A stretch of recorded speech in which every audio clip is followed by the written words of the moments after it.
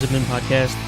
If you are, don't forget you can support the show via Patreon at patreon.com/IronSysadmin, or you can buy merchandise at teespring.com/stores/IronSysadmin. And thank you.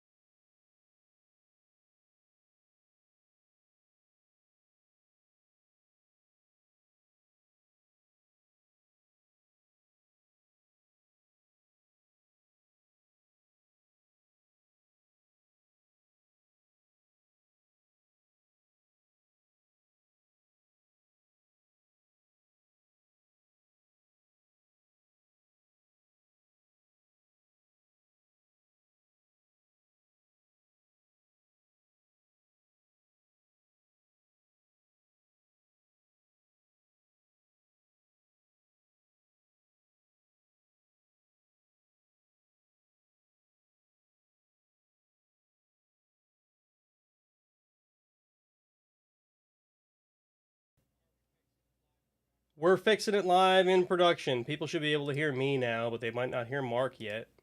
That might not be a bad thing. Is that a bad thing, folks? Do you want to be able to hear Mark? Nozzle. All right, so now people will probably be able to hear Mark too.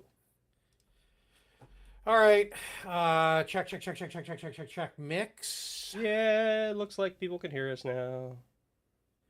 We're drinking Buffalo Trace. My son-in-law to be, who's only that for another September, October, November months, takes good care of me. Yay.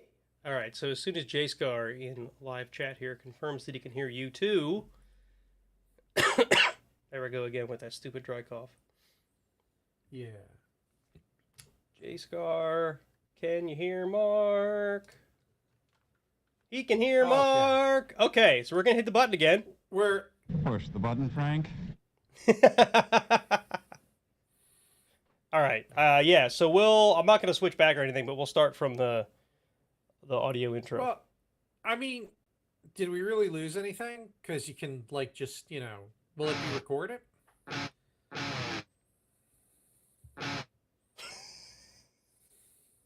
Listen, just roll with it. Man.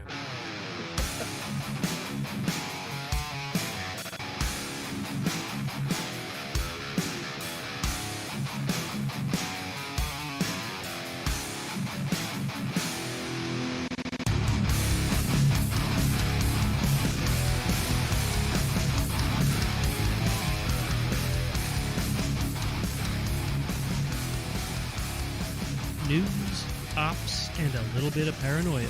Welcome to the Iron Sysadmin Podcast. Welcome, folks. We're back. We're totally back from, God, it's been like 2 months since we recorded a show. But here we are. I have all of the liquids off on this side of the desk and all the electronics on the other side of the desk because of the mishap last time. Mishap, our favorite military officer. Mishap. I thought like major malfunction or something was your favorite military officer. Mishap is a little troublesome. Okay. As well. Okay. Anyway, hi folks. I'm Nate, your host, and I'm joined again by Mr. Uncle Mark over here. Say hi, Holla. Mark. Hi, Mark. Hi, Mark. Not to be confused with the insurance company. No, the insurance company, and not to be confused with all the scenes from the room. Aha, Mark, it's Johnny. Oh, look at that. Twitch kind of took a dump. Yeah, J-Scar's saying that too, but you know what? We're just going to have to roll with it at this point. Oh, good lord. Yeah.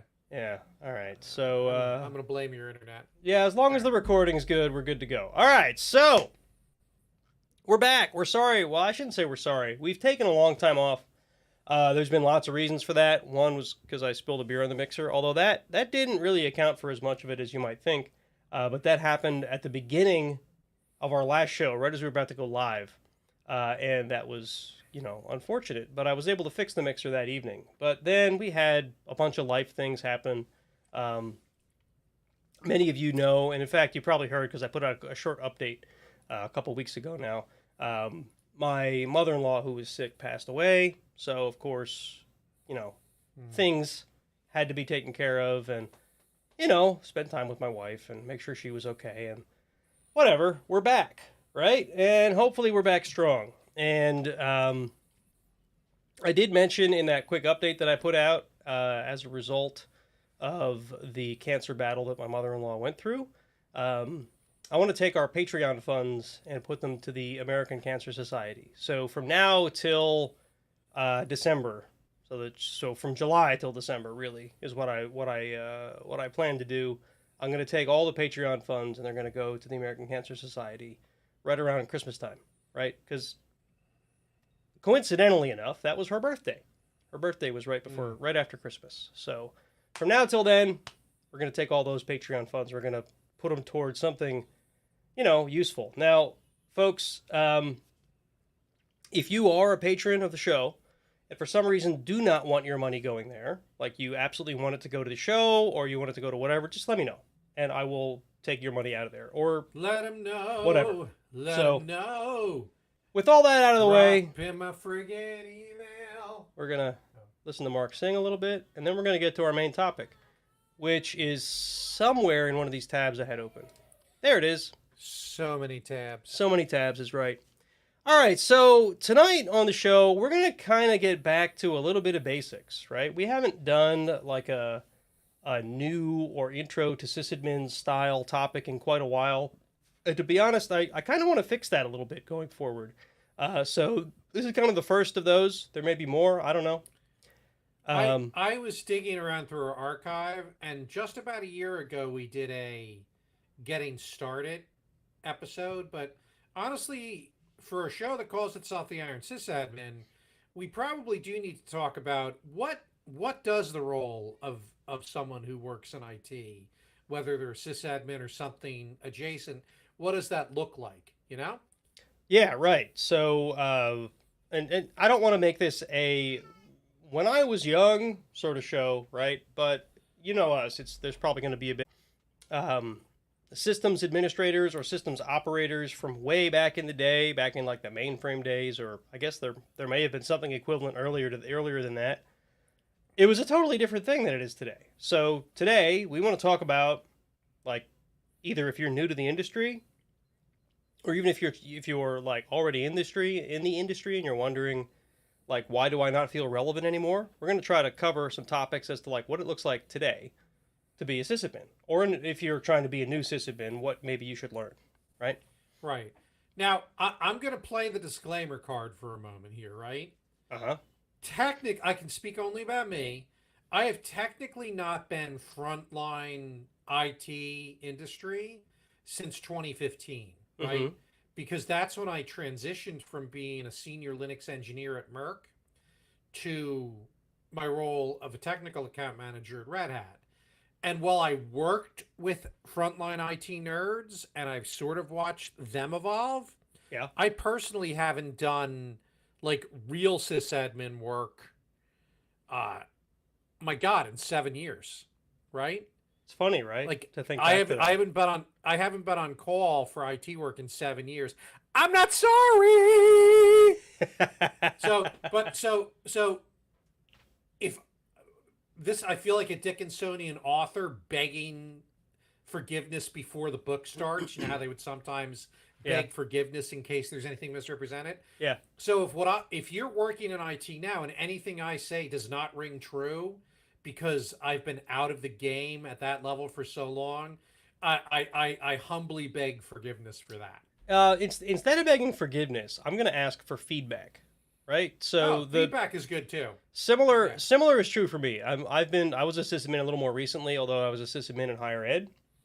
Things are a little different in higher ed than they are in like big business or whatever. So, it would have been great if we could have had Jason on too, because he's actually a little closer to the industry than the two of us are at this point. Although, again, we both work with sysadmins, right? You and I. Truth. So I don't think we're that far removed. At any rate, Okay. let's get this show on the road. So The show on the road. Let's see. So you just sound like gold tonight. I'm telling you that. I'm gonna have to pick all these out of here. So, obviously the podcast. When did you start this lovely little podcast? 2016 was it? Right, 2016. Yeah, late 2016. So what I can tell you, so when I got my start as an honest to goodness sysadmin, that was in 2004. And that was having picked up some Linux by goofing around with it. I was working in desk side support, and I was able to finagle a job on the Linux Unix team at Merck. And that's when all the HPUX guys, they were the real sysadmins working with the real stuff. Yeah. And Linux at Merck at the time ran on like the pizza boxes, the 1U servers and just did web.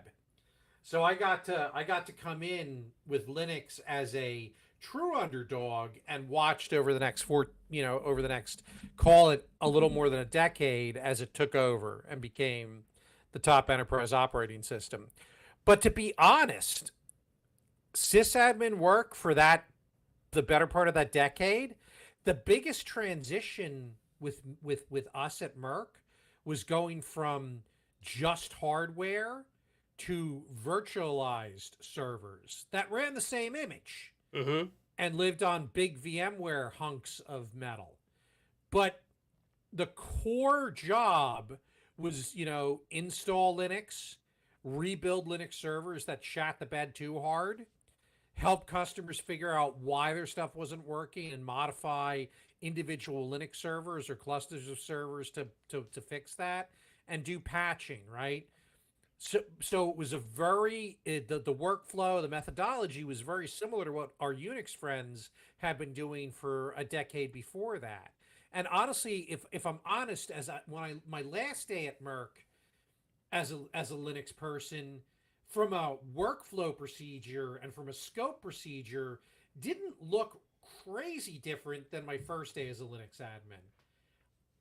You're not wrong. I don't know if that's the case anymore. Yeah, I mean, I would probably tend to agree with you. Things were starting to change when I left the college, right? But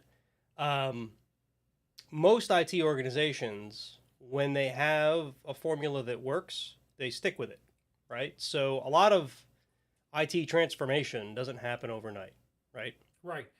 And you got Amazon and everything, which was starting to become popular. But what Merck did not do was lean into the unique Amazon stuff. What Merck did was try to take our virtualized server model and shove those onto the cloud as individual ECS systems. Yep. So you essentially had single points of failure on a less stable platform than they had on VMware. Yes, yes.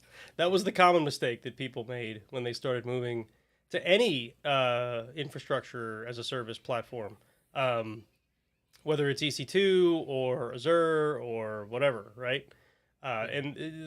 Commonly referred to as the lift and shift, right? Where you take your relatively redundant and fault-tolerant deployment on-prem and move it to the cloud because everyone says the cloud is cheaper and more resilient, but you do it wrong. You move it wrong. Which makes it, Which makes it less resilient and less tolerant. More expensive and less resilient. Yes. Yeah. So I guess the big question, and I wish we had a whole bunch of people on the podcast right now. We don't. We have Jay Scar, who I love his opinions, but I guess the really big question is, what's starting in the industry look like now? Like, I read enough subreddits around IT and IT jobs and stuff to sort of get a feel for it. But a lot of those are focused around getting programming jobs, like learning how to do leak code and getting a developer position. I don't see as much people wanting to go right into sysadmin anymore. I think. So what do you think's going on there? I think that you may not even realize it, but you hit the nail on the head. So first of all, being a sysadmin has never been the sexy IT career, right? For most people, because it's sexy. It's work. Okay, I'll never do right? that again. Like I don't want to imply that developers don't work. They obviously are very intelligent folks that do work. But what I mean is being a sysadmin is, like your personal life gets interrupted. You're expected to respond to a lot more fires, right? You're expected to like gear shift and switch to a different task quickly when there's a problem, right? So a lot of the cloud deployments and the software as a service and whatever, those are all meant to try to smooth that over by taking all of that IT work and taking it off of the shoulders of business and putting it onto the shoulders of cloud providers, right? So most people, I say all that to get to this one point, I would wager that means that most people looking to get into quote unquote IT are not looking to get into IT because they have mad bash skills. They're looking to get into IT because they can write playbooks, they can do automation, they can write code, they can deploy things on a cloud provider. Now, that's not to say there's no more need for Linux sysadmins, but I think what I'm saying is that role has changed quite a bit.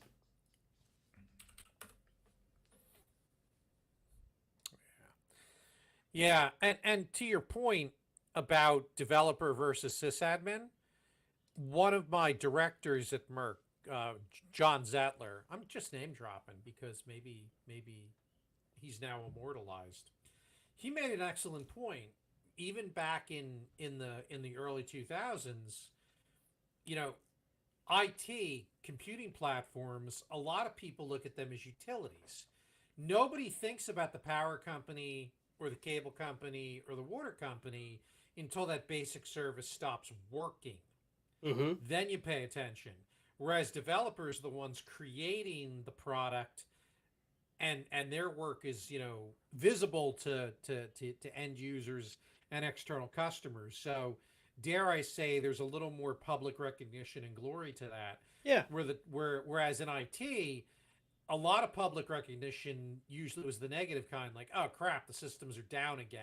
Yeah. Can't these Yeah. stupid people keep Well, the systems running? I mean, there's an analogy in just about every industry, right? Nobody knows the name of the sound guy. They know the name of the lead singer. No one knows the name of the cable engineer that brings you cable TV. They know the name of the news anchor or, you know, the celebrity they're watching, right? Right. Nobody cares about the sysadmin because he's the guy in the background. And to be honest, most of us like it that way, right? We don't want to be in front of people. We don't really want True. that role. It's the same probably goes for sound guys and for cable engineers, right? They don't want the limelight. They want the thing they're interested in is infrastructure. The thing they're interested in is providing a service. That's what got me into it in the first place. Is I like providing that infrastructure, and I took pride in it being stable, right? But Solving the problems that let you get it to a point where it was Right. a rock. right, Yeah. right. So, yeah. So those are some good thoughts, right? So, to get started in IT nowadays, like what do you think it looks like? Can you do it off the street anymore? Or is it now? You know, do we need education? Do we need certs? So the thing is, it always required a passion, and it always required the ability to learn a thing, right? So quote unquote off the street, if it's like, can I walk in and start working in IT? Well, that's never been true. That's never been true. But I think what you're trying to say is, can you do those things as a hobby? Can you do those things for passion and make it a career? And I think that is still true for at least some aspects of IT. Certification is important to the HR director, right? The person that's doing the hiring, the person that's trying to screen resumes and whatever. But there's still a lot of small IT places, small startups, whatever, who don't care about the certifications. They care about the results, right? Because Right. And maybe certification in our industry kind of fills the role of that high school or college diploma. Like, Yeah. nobody gives a crap after you've landed your first job. And I'm sorry if anybody is shocked by this. No one gives a crap what college you went to once you've got Oh, yeah. a couple, you know, a year or two under your belt, Yeah. actually working. Yeah. Like, they might care in the sense of, oh, sports ball, we love the same team, but no one is going to give a crap what what grade you got in that math class or any of that nonsense, with very rare exceptions, right? I had my career in IT had started 2 weeks after I started college. And to be honest, I don't think the degree that I earned has much to do with where I am now. Right? I think the fact that I was working, the fact that I was showing that I had skills, the fact that I was doing things, later that I had certifications, is really what got me where I am now. Right? So, but again, this isn't today. This was, my God, almost 30 years ago. That makes me feel old. It was like 25 years ago. But today, I don't know. I feel like there's probably more weight put on certification than there was then. And part of that is going to be because if the job is becoming more specialized, and I believe that it is, right? So, you can't expect Joe Frontline to already have experience with some of the technologies that businesses are using today because they don't have the wallet for it. Hmm.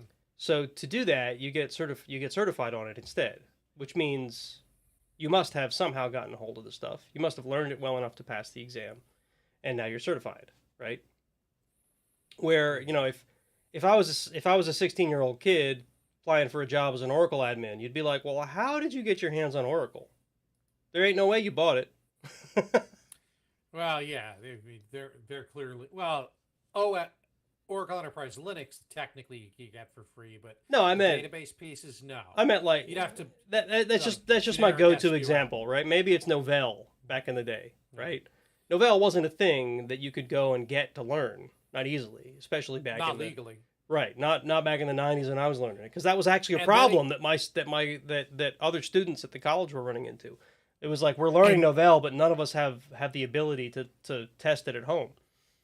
And if you did find someone who was willing to copy it for you, you needed probably 60 discs.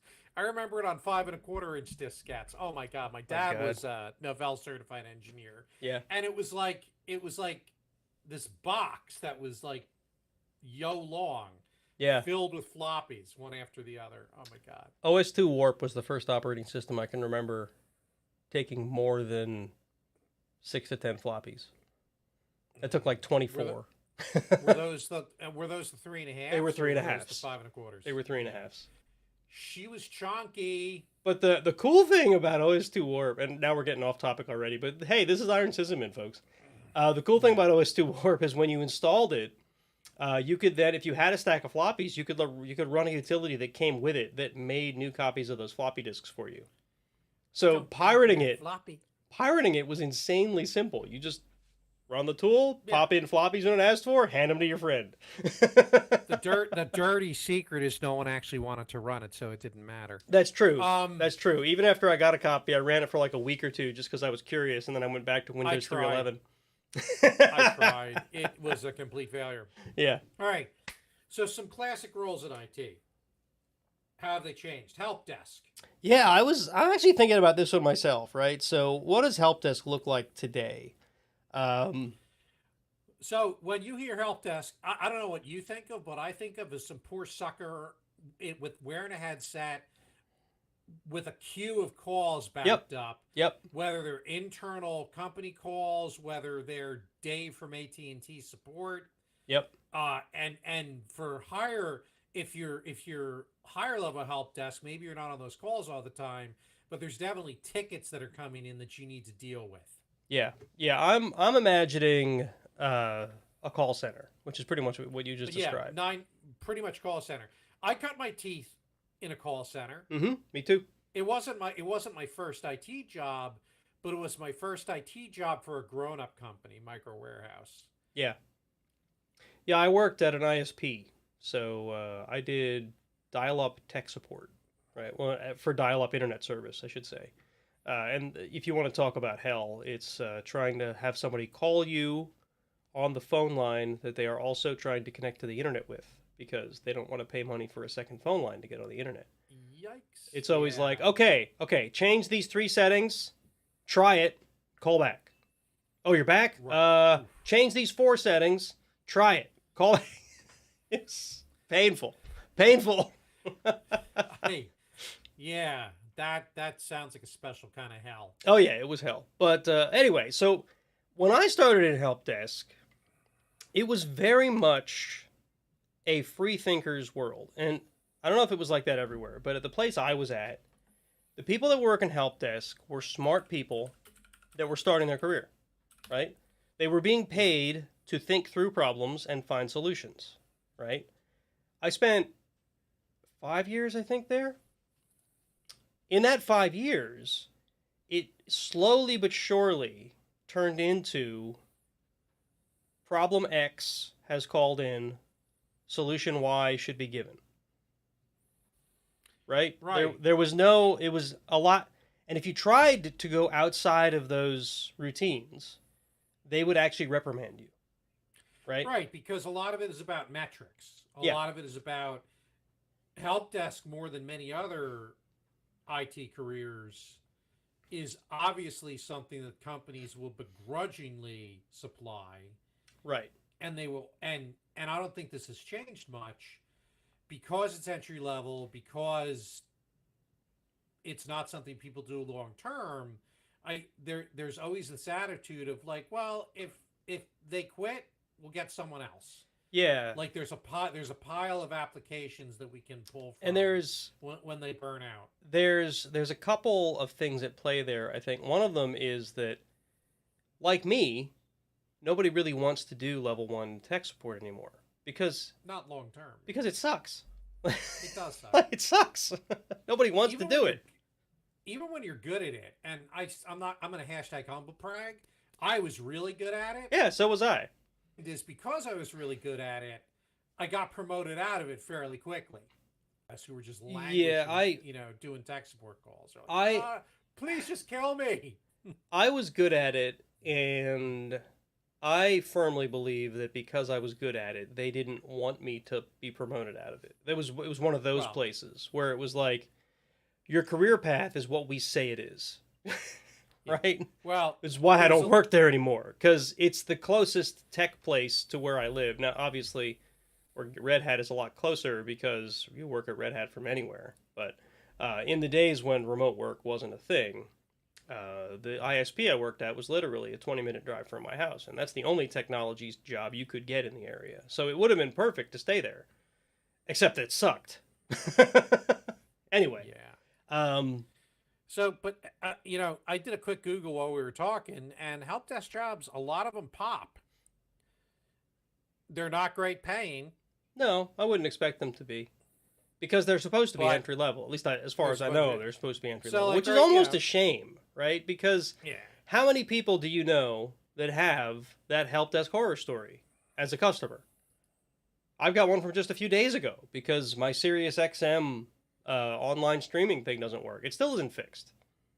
Like, I think I know the problem, and I can't get through to them and to tell them, hey, I think this is the problem. Can you fix it?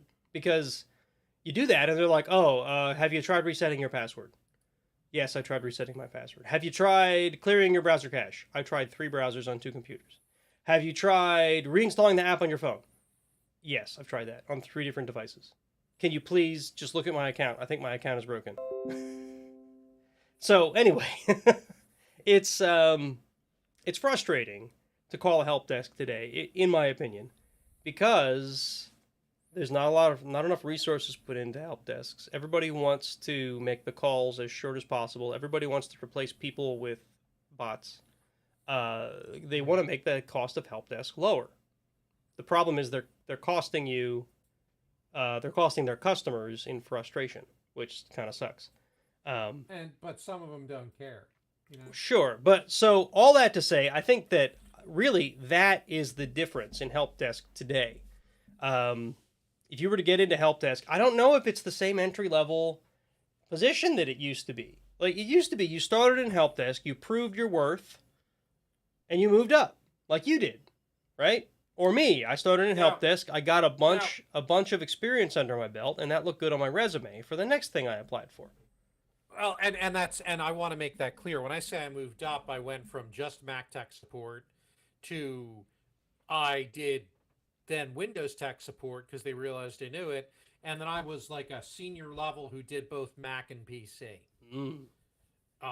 I called myself. It was it's very unpolitically correct right now, but I used to crack myself up. I called myself bitextual, right? And then I was a product trainer where as new people came in, both sales and support, me and my buddy Angelo would train them on the different technologies. Mm-hmm. I was the Mac trainer. He was the PC trainer.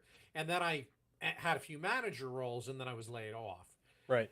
But the experience there, I was never going to become a sysadmin there probably, but the experience there got me into Merck.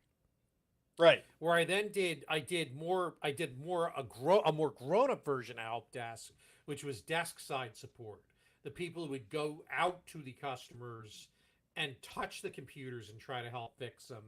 And that having the hardware there to play with and having some extra hardware led me to my Linux journey because I installed Linux on some old hardware, as well as my one laptop. So we Which have then led to Linux. Sure.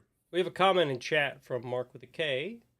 Says end user and desktop support is often added into the sysadmin umbrella until you can get into a bigger IT department. That's not untrue. I've seen that. I've seen lots of. I've not worked at a company where that's the case, but I believe it. Yeah, 'Cause I most haven't. of the companies I've worked at have been bigger. Yeah, so frontline support and systems administration. I don't know if it's still true, but there was a time when there was definitely a crossover of skill sets, right? So a lot of companies would, and perhaps still do, leverage their systems administrators or network administrators as frontline support as well. Now, the closest we got to that, I think, was at the college. We had what they called desktop engineers, which were sort of a blend between like second or third level support and engineers, right, where they helped sort of design the desktop that was being deployed and how it was deployed and how they were managed and all that stuff, right, which a lot of times is also the job of a systems administrator, right. There it wasn't, because the quote unquote systems administrators were mostly Unix and Linux admins. So I think it's safe to say that someone who's brandy new and wants to get into IT in some way, shape, or form, that some sort of end user support, some sort of help desk role is still applicable. Some of my future son-in-law is technically sort of doing that role at a more mature level. Yeah. And I think he's been recently promoted. One of our gamer buddies is basically doing this form of support for printers at the company he's at. Mm-hmm. I don't want to drop too many names, right? Yeah. But and both of them, are looking or talk about, what their next steps might look like. And I'm like, come to Red Hat. Yeah. But, right. So I think we can agree that that the entry level help desk, it looks different today. It's different technologies, but I think it's still something that is a step in point. Yeah.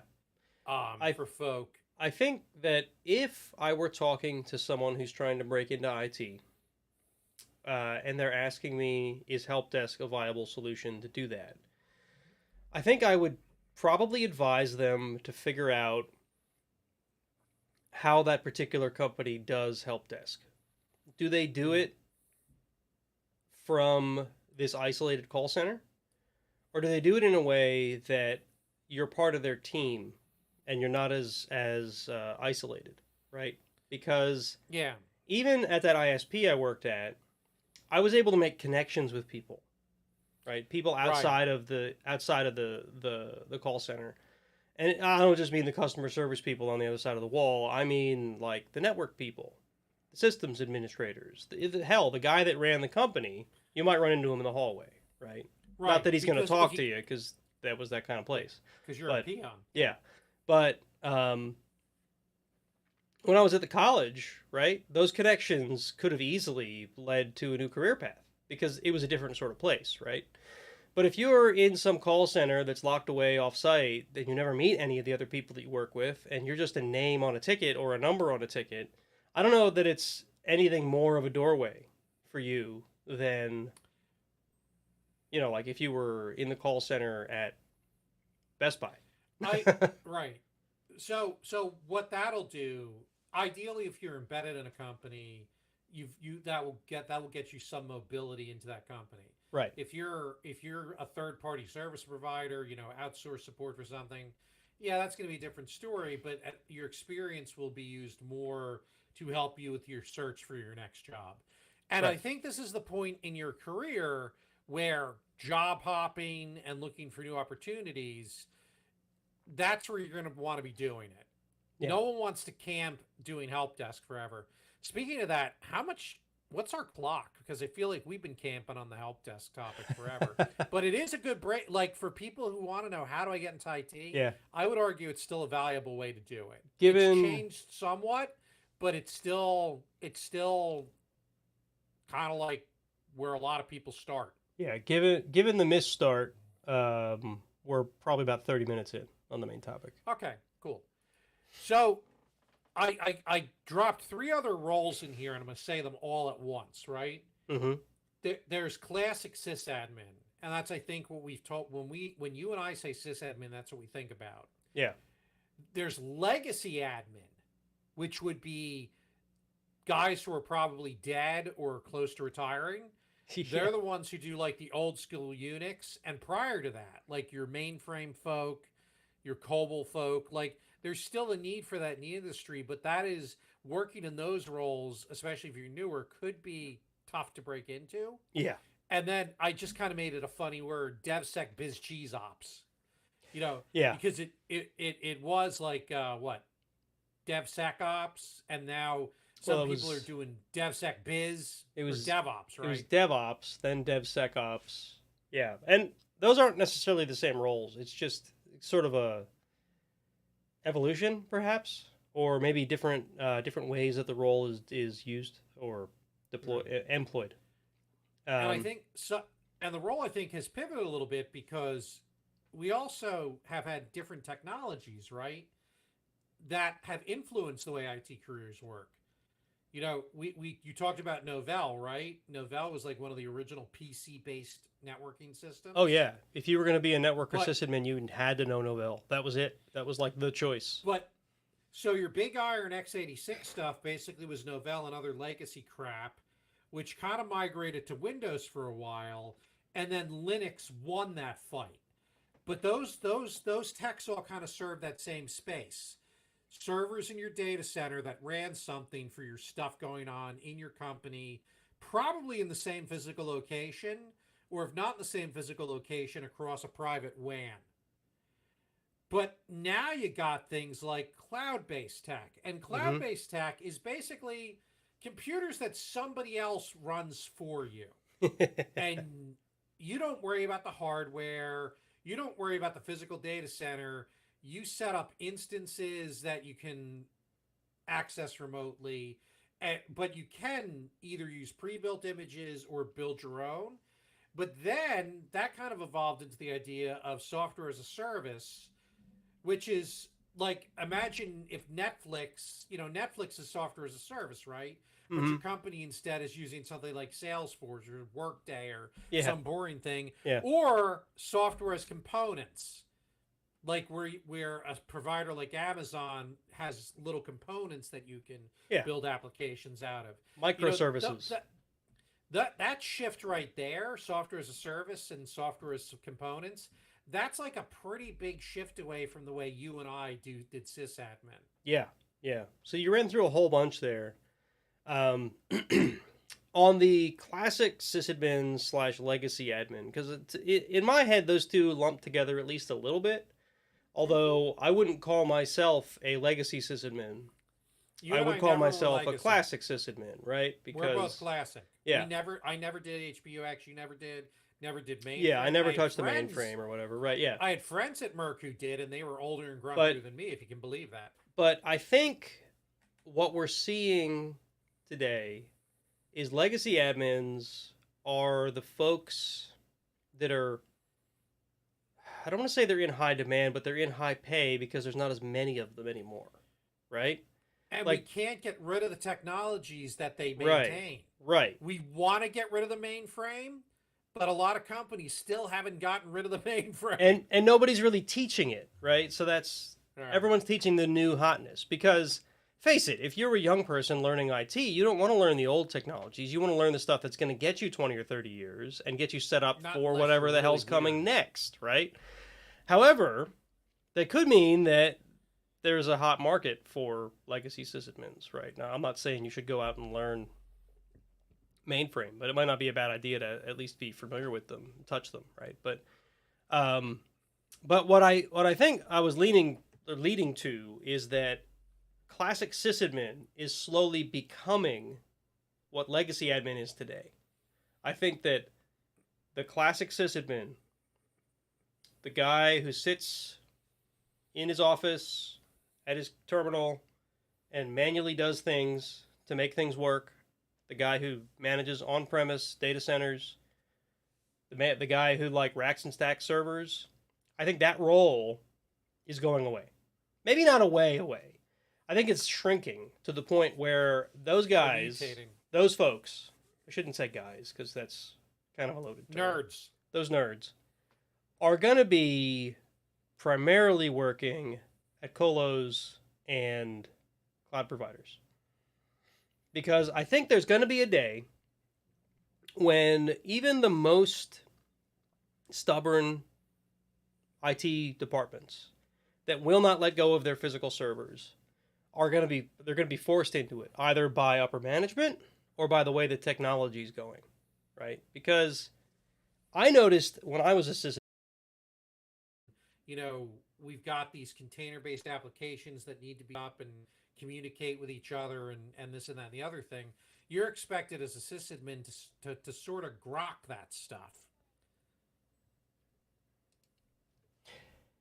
right? And that in itself is kind of like programming, right? I mean, interacting with an API isn't the same as sitting down on a command line, although there are similarities to it, right? Yeah, command lines are easier because I struggle with APIs sometimes. Well, like command lines are designed to be human parsable, right? And to some extent APIs are, but they return like this big blob of data. Sometimes it's data, sometimes it's JSON, sometimes it's XML, whatever, right? But it's not the sort of thing that you can easily just eyeball and read through, right? I can't. There are people who can. There But are yeah, people who but can, it's a yes. but it's a different skill set. So, you know, one of the things that towards the end of my time at Merck, one of my fellow Linux nerds and I worked together on the routine to take a VM or physical machine on premise and convert it to an ECS instance. And a lot of that was learning the API for AWS and writing scripts and stuff that would make those calls and then copy the data and things like that. And that was like, you know, you talk about infrastructure as code, and that was basically it. You know, infrastructure as code. If people listening have never heard that term, that basically says rather than buying a piece of physical hardware or setting up a virtual machine manually, you have a series of commands that you send at some master control device that actually manages that layer, and that sets up your server for you as essentially a piece of software. Yeah. And more, you know, your sysadmins have mutated into the better you understand those concepts and the more you can use API calls and automation to create systems and groups of systems. I think those are the types of skills that are more in demand nowadays rather than, oh, I know how to compile an RPM from source code. Yeah. Yeah, that's getting to be less, I shouldn't say less in demand, but it's not what it used to be, right? It's not. Compiling an RPM from source code is pretty much not in demand at all, honestly. Yeah. Yeah. Used to be a thing you needed to do. When did you last compile a kernel for like a business purpose? For me, that was early Merck. Oh yeah, I would say it's definitely, it's been a while since I've done something like that. That's for sure. All right, so we've gone all about the bush here. I think we've covered the topic, folks. I'd love to hear. Well, first of all, Mark, do you have any last thoughts about this particular topic before we move on? Right. So we're in a world where more and more things are components that need to be able to talk to each other. People expect to be able to run their companies from a mobile device. Yeah. And have the same functionality as we used to have with you know, big computers and stuff. And people expect things to work and work quickly, which requires mastering stuff like automation, mastering things like, you know, high availability and clustering and building resilient stuff. A lot of that stuff, everything old is new again, right? Some of those techs as concepts have been around since the mainframe days, but they present differently now.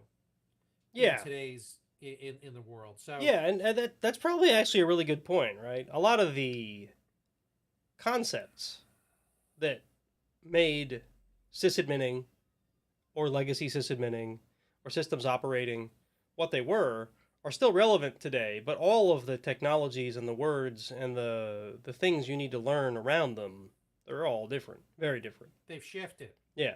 They certainly have shifted. And so if you're in IT, if you're wondering what working in IT is like because you're interested in being in IT, yeah, you're not. It's not just taking care of a bunch of systems and solving error messages. It's a lot more about integrating all sorts of components together, some that are across the planet from you, and making that stuff all work. Yeah. Even though and it's a lot closer to programming, honestly, than it's ever been. Yeah, I think it's getting there. And to be honest, calling it programming is a bit vague.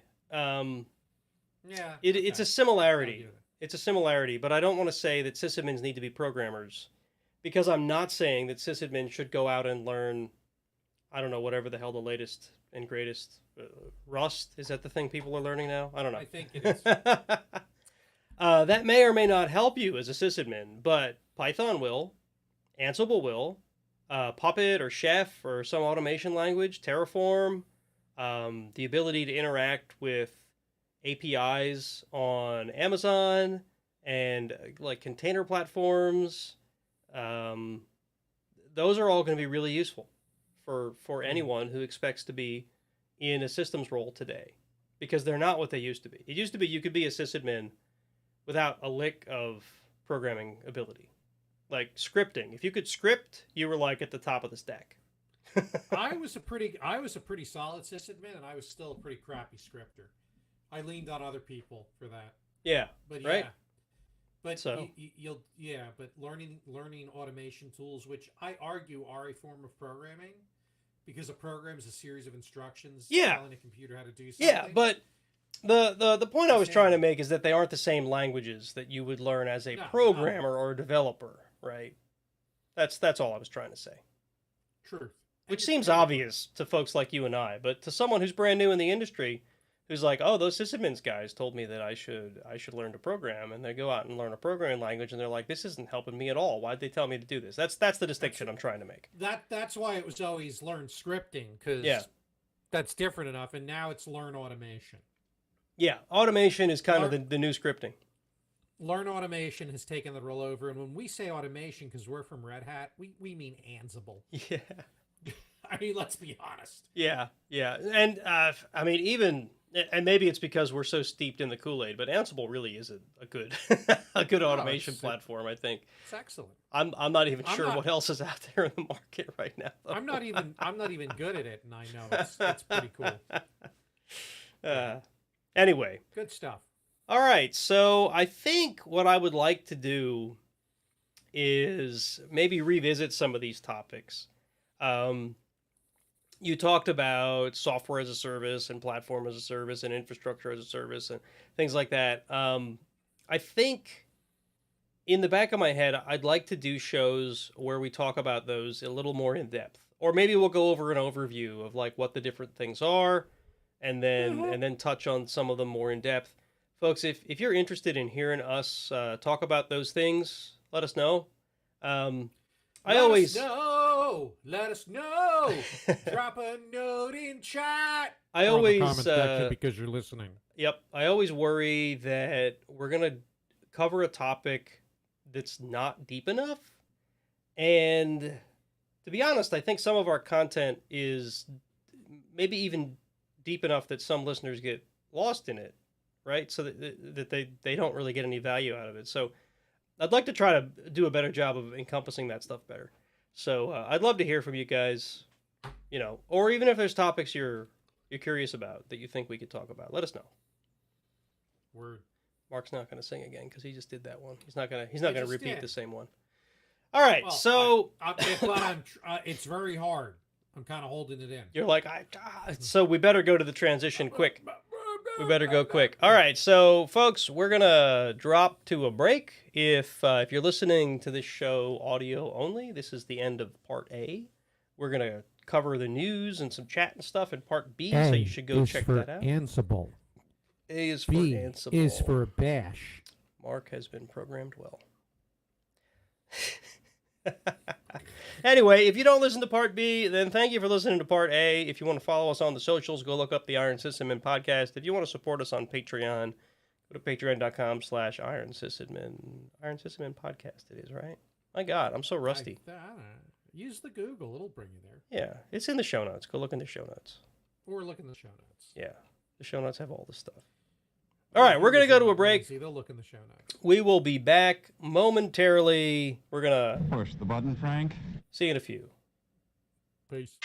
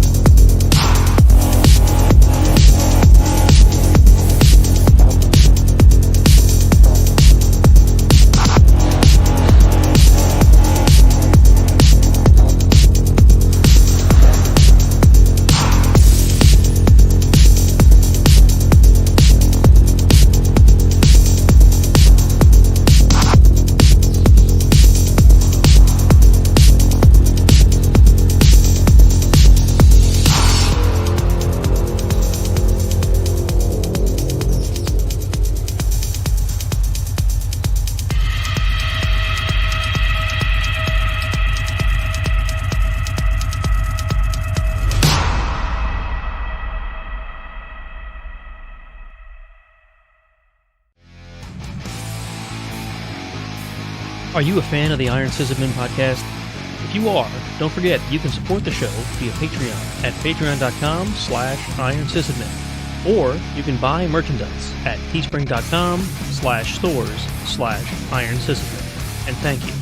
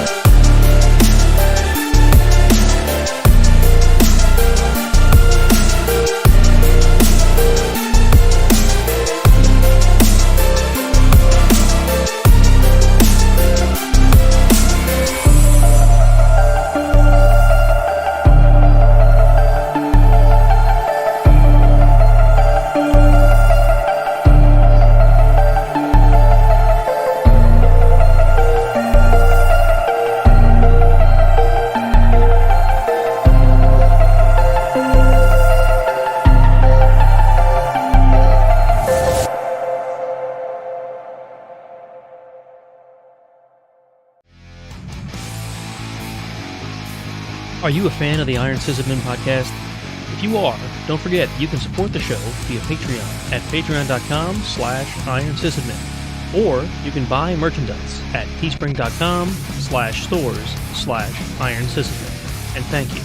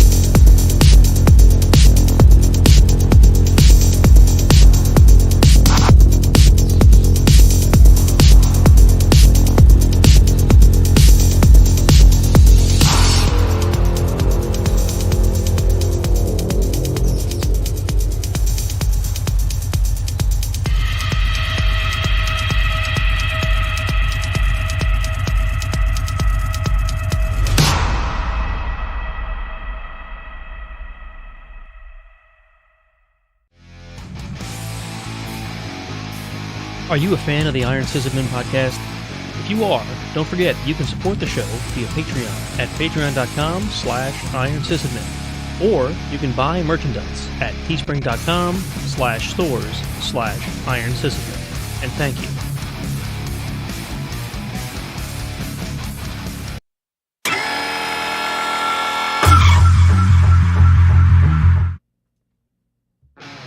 wait, that's not the one. Here. Sweet baby.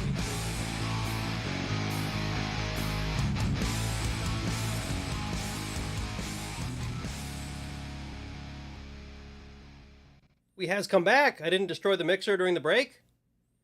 We're winning. Yay! I only hit the wrong button when we came back. Yay! Yay! I There can you still go. get to that I was one quick. I was instigating a little bit. That's a good one. That's a good one. It's almost it's funny because you do that yay identically almost every single time you do it, and it sounds just like the soundbite. So like when I'm going back to edit, the only reason I know that it was you or the soundbite is which track it is in the audio. That's pretty funny. Anyway, This so is part B, right? this is part B, folks. If is you for bash. B is A for bash. was for Ansible. A was for okay. So, folks, welcome back. If you didn't listen to part A, we talked all about what it is to be a sysadmin now versus, what it might have been when Mark and I got into the industry. Or it's a more general topic, working in IT. Yeah, working in IT. Because You're right. It's not just we talked sysadmin. more than just sysadmin. We talked about help desk. We talked about But we did talk a lot about sysadmin. We did. Well, this is Iron Sysadmin. It makes sense that's the thing that we know, It's right? In the name. It's in the name. right there. It's in Oh the wait, name. I'm pointing the wrong way. Damn it! It's right there. I did the same. All right, so right, you might want to go back and listen to that because this is the part of the show where we're going to talk endlessly about lots of random things, which may or may not be IT related, but they will all be nerdy. We might make fun of Zuckerberg. We might make fun of Zuckerberg. You should stick around for that. There's going to be metaverse stuff. We're going to rage against printers. And that was when Rage Against the Machine was playing. That's definitely the type of machine they were talking about. You ruined my joke. I was going to use that when we talked about that You article. set me up. I did. Well- I did say it. I did say it. You tempted fate and you lost. Maybe the listeners will forget by the time we get there. We'll find out. Maybe. Are you calling our listeners short? No, I'm saying it's going to be a while before we get there. You're not wrong. All right, folks. So, this is the part of the show where we have announcements. And the first thing we always like to do is talk about our awesome patrons. So, Hooray! as you guys know, or maybe you don't know, but you will now, we took some time off because of some stuff, some family stuff. I'm not going to apologize for it, but we did take time off. I did expect us to lose some patrons, and we did. But that's okay. Whatever. You guys have been awesome. Some of them were long-term patrons. Some of them were short-term, and that's fine too. But it is a slightly shorter list. But I'm going to read it off anyway. 2 is gone. You ruined it. Man, you're ruining all my jokes tonight. I guess there wasn't a joke there. That was the big reveal. Anyway, name pending 197. Jeremy, Aranami, Andrew, Tatro, Bruce, Robert, David, Solemn, Linux Sys 666, Mark with a K, our good old friend the Mentor, Mark with a C, Julius, Andy, J, Charles. It almost feels wrong. It's like I can't say the last one. That was how I always finished. We miss you too. We miss you. But thank you for your long. Oh, awesome. support, I mean, that and dude, maybe that maybe person, you'll come back. they were a patron, God, like 4 years. That's awesome. Thank That's you. spectacular. You don't need to be a patron anymore. You've given us plenty. Thank you. Rest well, sweet 2. patron. Yes. It is someone else's turn. Yep. And I did want to mention, because I mentioned it the first part of the show, I'm going to mention the second part of the show. Because of the life events that I talked about, one of which was that my mother-in-law, who was fighting cancer, passed away. And in light of that, I shouldn't say light. Light seems like the wrong thing to say. As a result of that, Context. yeah, In light of that is appropriate. yes, I would like to take the Patreon money that the show earns for the next 6 months from July, because I'd made this decision in July, which would be from July till December. And we're going to donate it to the American Cancer Society. Now, if you do not want your Patreon money to go to the American Cancer Society. If you'd rather give that to the American Cancer Society yourself or some other charity and you don't want your money to go there, just let me know. Say, I give you $5 a month. I don't want it to go there. I will not include yours in that pot. Just let me know, right? Because I don't want you guys to feel like you have to stop being patrons of the show just because you don't agree where the money's going to go. So just reach out to me if there's, for some reason, you don't want your money to go there. No judgment, right? This is a cause that I'm trying to support. I thought this would be a good way to do it, but I understand that not everybody's going to agree on that. And if you don't agree, just tell me. Right. And I didn't say this in part A, but I lost both my mom and my mother-in-law to cancer. So to me, this is a worthy use of the next 6 months. So Right. I'm on board. So I'll probably, I'm not going to make as big a deal out of that every show, but I'll probably add a little disclaimer into the show notes so that, and I'll probably That's mention probably each good. show so that if anybody has that question, it'll be in the show notes. You know, how do I not give my money to the American Cancer Society? Just, that's it. You reach out to me. All right. Let's see. The next thing, as always, if you want an Iron Sysadmin t-shirt, you should go to Teespring. There's a link in the description of the, or in the show notes here. And the other thing is something that Mark and I literally talked about today, and maybe I shouldn't talk about it yet because it's so brand new, but I think, We don't talk about Bruno. I feel like Mark bought in enthusiastically enough that this is a thing we're going to try to do. All right? Not a cloud in the sky. Right. Okay. No cloud at all. Bruno walked in with a mischievous grin. Thunder! You telling this story or am I? All right. Oh, anyway. Yeah, go ahead. Anyway, I had this idea for, excuse me, for a, I've always wanted this show to have more how-to style content, but I've never figured out how we could do that on the main show, because the main show, of course, also is intended to be released audio only. So Right. other than like reading command lines out as we're doing these things, it's like I don't see how we could have done it. Well, I've decided that the way to do that is to simply have a little bit of a spin-off show. So some of you who are long-time listeners, or at least have subscribed to the YouTube channel, might remember that I tried doing these little short form things a while back. I was calling them Iron Sysadmin snippets. They were mainly like ideas that I had or like things that I wanted to get out there. And then I just kind of stopped. I'm going to reuse that concept, the snippets name, Iron Sysadmin snippets. And I think what we want to do is we're going to do either live streams or maybe we'll do them recorded, where Mark and I just, and Jason, I suppose. There's no reason he's not included in this. The hosts and I will get together and show you how to do a thing, right? And these will be short things. Like, you know, maybe we'll start with real simple basics, like how do I add a user on the command line? Whatever, right? And we're going to release those as Iron Sysadmin snippets on the YouTube channel only. They won't come out as audio because I just can't figure out how we would do them audio. So if you think that sounds like a really cool idea, let me know. If you have some ideas about what we should cover, let me know. Mark has talked about his C group stuff. Maybe that'll be like a long form version of one of those some days. I don't know. But Maybe. we're going to work out the logistics on that. We're going to work out how and when and who should do it and how should we use two hosts or all three of us, or what topics do we want to talk about. And then, you know, we'll circle back on this and we'll talk about when you can start watching these things, right? So just something to look forward to. If you think it's a terrible idea, let me know. But I think it'll be fun. And Mark thinks it'll be fun. So it's obviously going to be fun. We'll make it fun, dang it. We will make it fun. We'll make bash scripts that sing songs or something.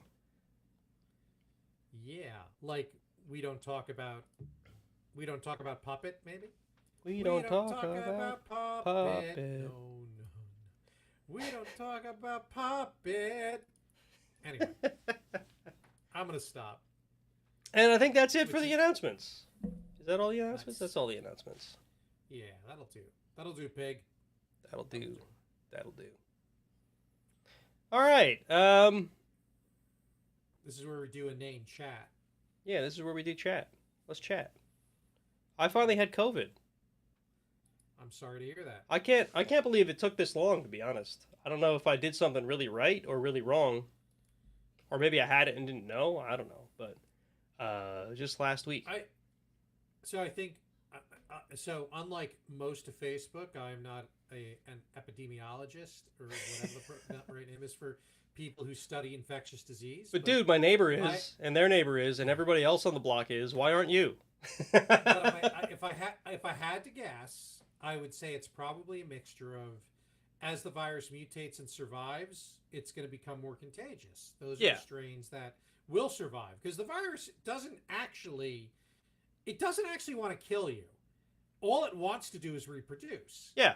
And a virus that kills its host too efficiently doesn't get to reproduce. Yeah, right? well, I saw a thing not long ago that said exactly that. It was generally what we see as a virus mutates and continues on. It does exactly what you just described. It becomes less deadly and more contagious.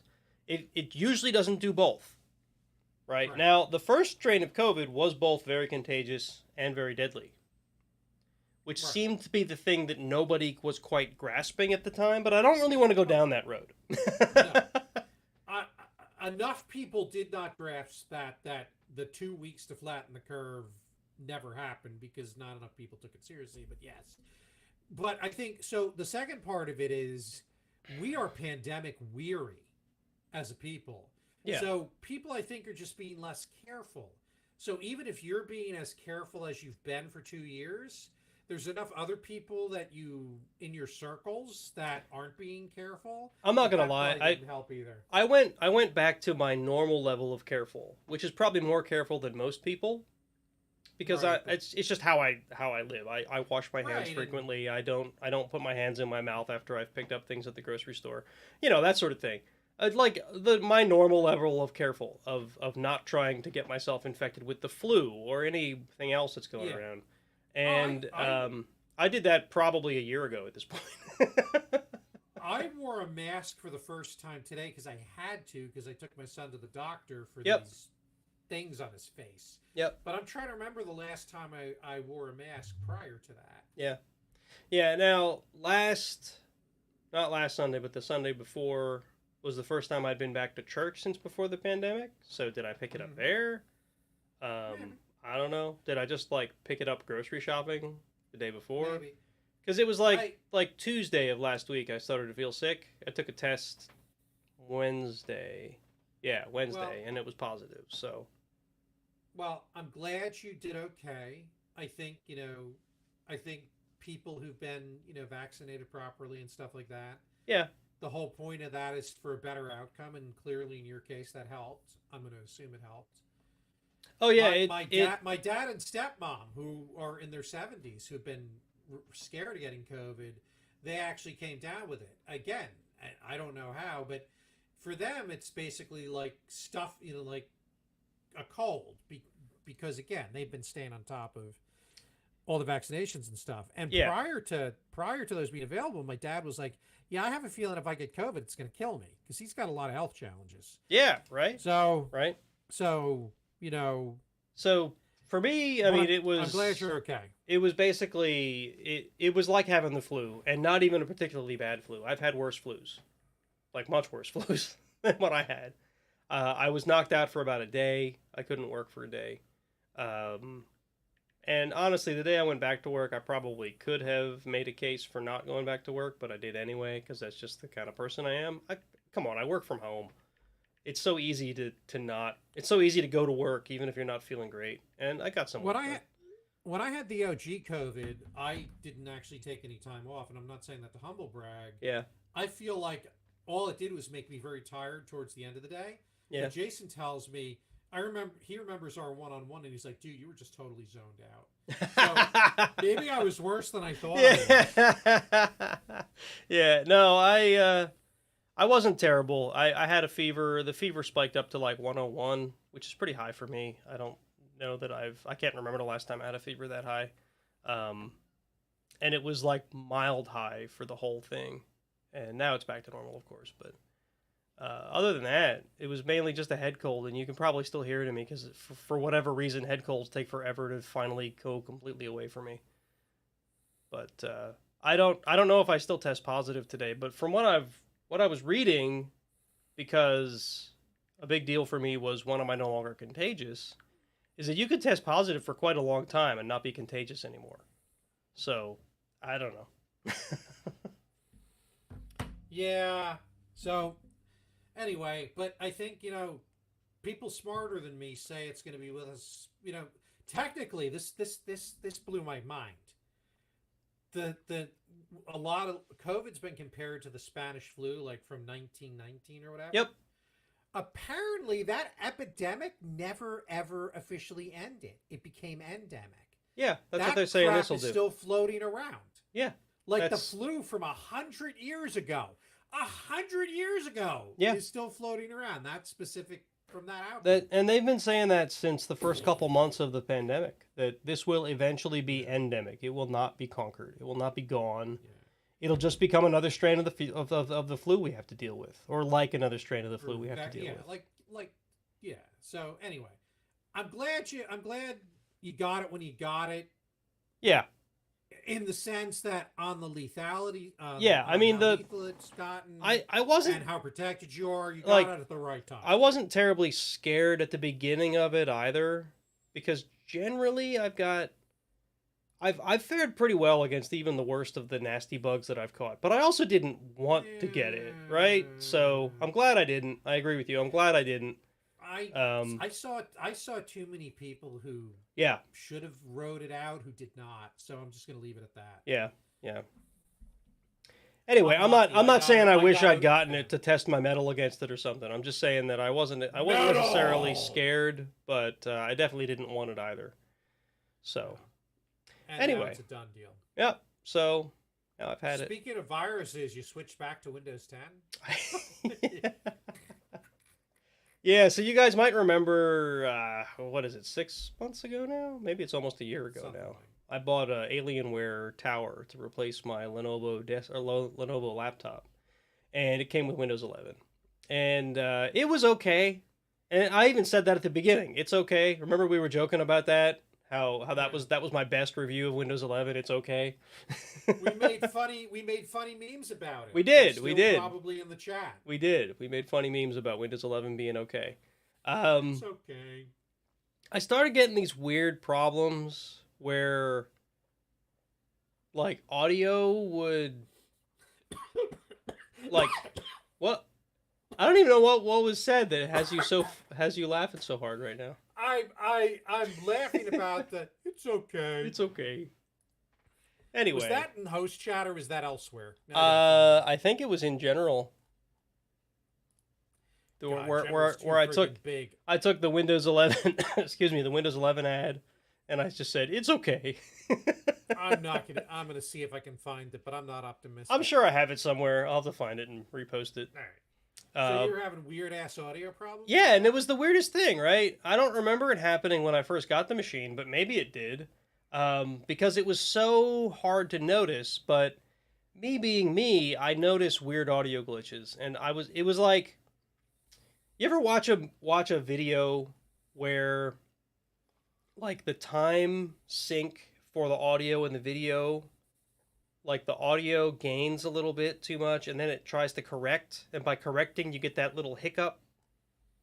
Maybe you've never Maybe. seen this happen, but I've seen this happen where, like, I copy a lot of my DVDs to put them on my Plex. This happens sometimes if you get the audio and video time codes out of sync, where the audio and the video will be moving along at different paces, and they'll get out of sync, and then it'll go bit, and then the audio will be back to normal because it's trying to self-correct.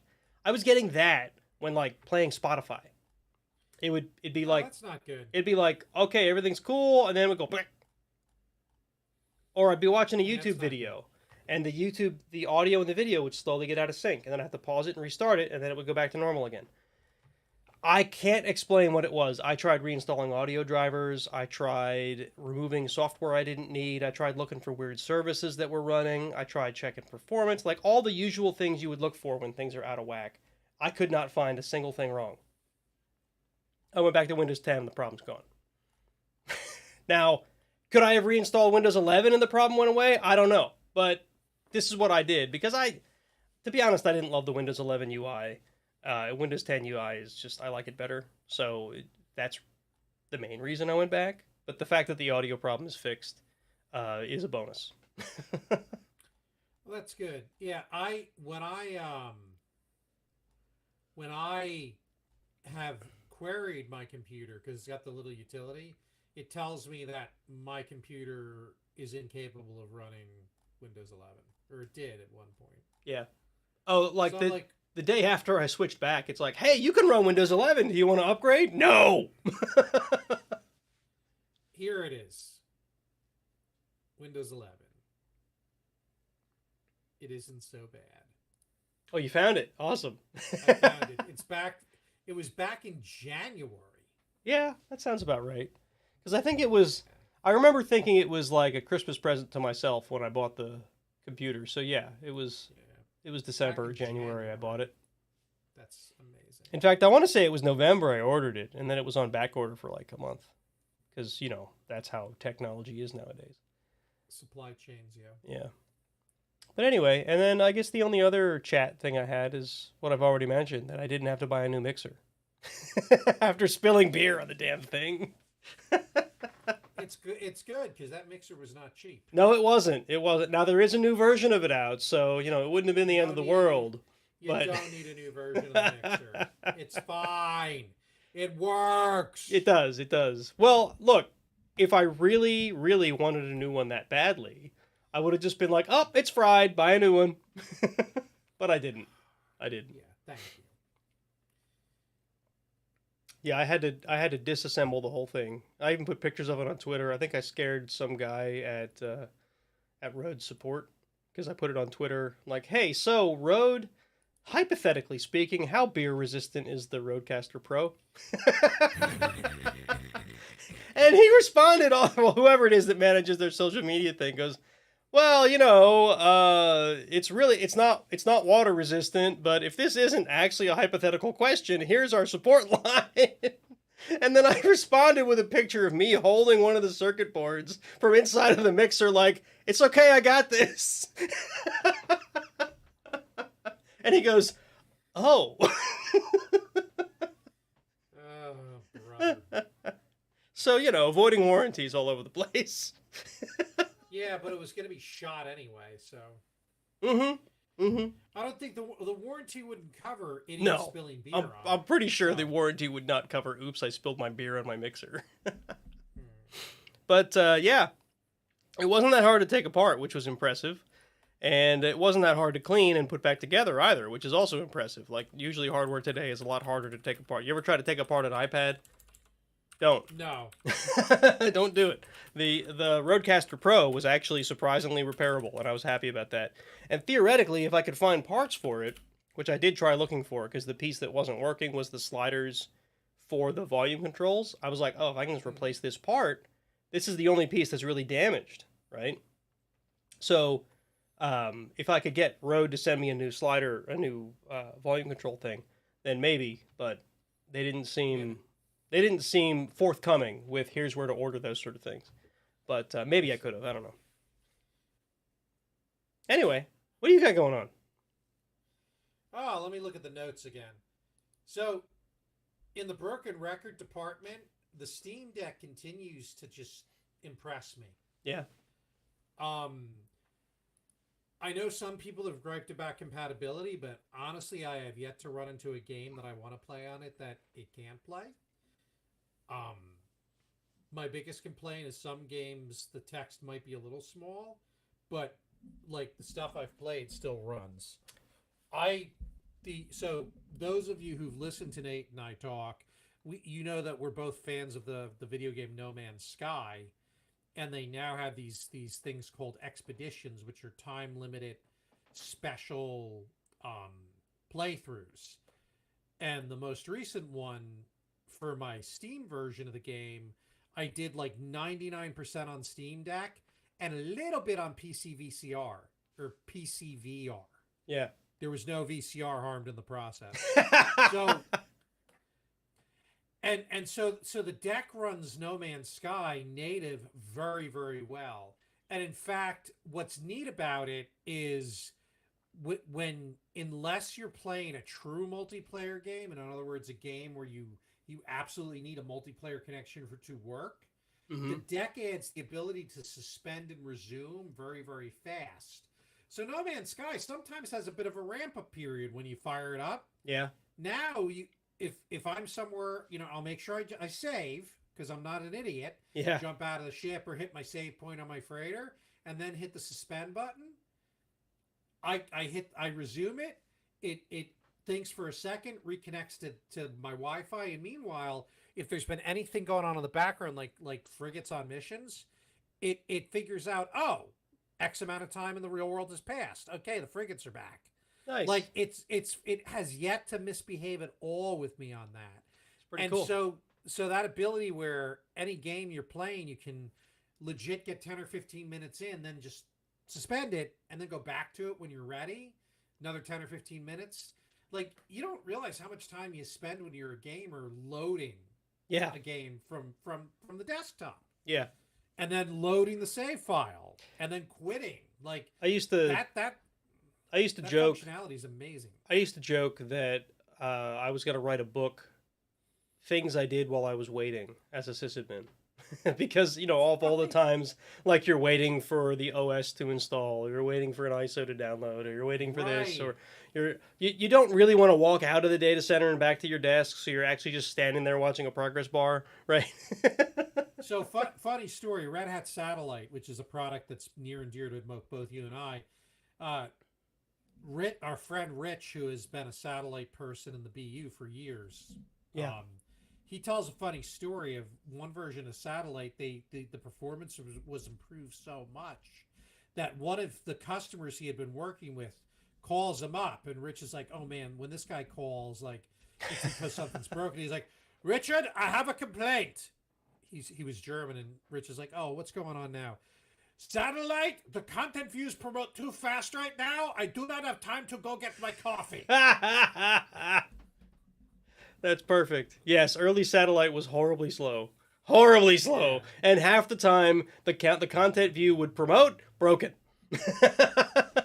Yeah, so we fixed that. Yeah, right. It's much better now. Much better now. So, but of the back to the Steam Deck. I know you don't really want to talk about the Steam Deck anymore, but did I tell you about the next gen VR that Valve is working on? I have not been told about that. Okay, so I heard somewhere, and then I verified it, so this is not just a rumor, that the Steam Deck was deemed a stepping stone to their next release of the Valve Index, which, of course, I've been thinking about buying a Valve Index just for the better display quality and whatnot. But yeah. what is a Valve Index and a Steam Deck all in one? It is a wireless, self-contained, Steam-compatible VR headset with... It's a Quest that doesn't suck. It's a Quest that doesn't suck. So they're calling it the Deckard, I think, or the Valve Index 2. Oh, stay a while and listen. Yes, Yeah.